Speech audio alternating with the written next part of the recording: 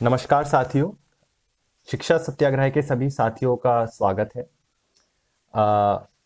आज दिल्ली चुनाव का नतीजा निकला है। तो ये चुनाव अपने आप में एक खास चुनाव है, क्योंकि यदि हम ध्यान से देखें तो इस चुनाव में दो तरीके के नैरेटिव चलाए गए। एक नैरेटिव था शिक्षा, स्वास्थ्य, रोजगार का, और दूसरा नैरेटिव था ध्रुवीकरण का। दोनों जगह से पार्टियों ने एक दूसरे को इन्हीं नैरेटिव्स के अराउंड घेरा भी। तो मैं ध्रुवीकरण के नैरेटिव की बात तो नहीं करूंगा, लेकिन मैं शिक्षा, स्वास्थ्य और रोजगार के नैरेटिव की बात करूंगा। शिक्षा के इस नैरेटिव में जहां एक तरफ आपने ये बोला कि हमने स्कूलों का इंफ्रास्ट्रक्चर बेहतर किया, हमने स्कूलों में बच्चों की शिक्षा बेहतर की, हमने एक अच्छा माहौल बनाया और जन विद्यालयों के लिए एक नई आशा की किरण जगाई, वहीं दूसरी तरफ ऑपोजिशन पार्टी यानी बीजेपी ने उन्हें इसके चारों ओर घेरने का प्रयास किया। उन्होंने टीचर्स के रिक्त पदों के ऊपर, लर्निंग आउटकम्स के ऊपर और अलग अलग चीजों के ऊपर सवाल उठाया। अब इस पूरे नैरेटिव में जीता कोई भी पार्टी हो, लेकिन जो सबसे बड़ी जीत हुई वो लोकतंत्र की हुई और एक कंस्ट्रक्टिव पॉलिटिक्स की जीत हुई। वो कैसे? यहां ये चुनाव दो तरीके से अपने आप में एक खास चुनाव बना।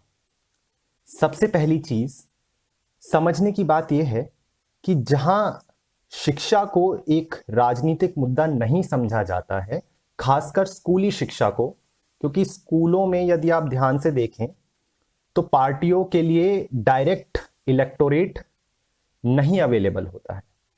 तो इस चुनाव ने उस चीज को चैलेंज किया कि यदि आप स्कूली शिक्षा पर काम करें तो भी आप उसके जरिए बच्चों के माता पिता से संवाद बनाकर अपने लिए एक इलेक्टोरल बेस पैदा कर सकते हैं।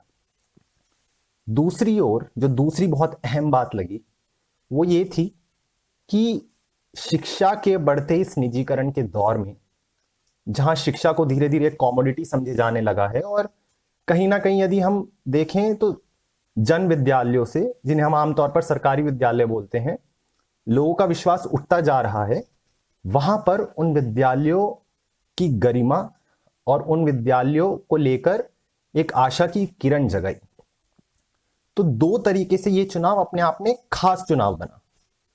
अब सोचने वाली बात यह है कि क्या इस चुनाव ने बाकी स्टेट्स के लिए, बाकी राजनीतिक पार्टियों के लिए एक उदाहरण स्थापित किया है? और राजनीतिक पार्टी नहीं, हम सब लोगों के लिए, लाइक जो आम जनता है जो दिन प्रतिदिन वोट करने जाती है, उनके लिए एक उदाहरण स्थापित किया है? मुझे लगता है बिल्कुल किया है, और यह बात समझनी बहुत जरूरी है। आगे आने वाले चुनावों में क्या राजनीतिक पार्टियां स्कूली शिक्षा को मुद्दा बनाकर चुनाव जीत सकती हैं?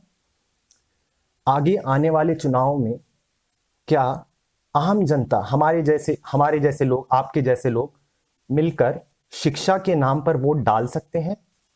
एक ऐसी कंस्ट्रक्टिव पॉलिटिक्स में जो सबसे बड़ी जीत होगी वो लोकतंत्र की होगी, वो आगे आने वाली पीढ़ियों की होगी और वो हमारी और आपकी होगी।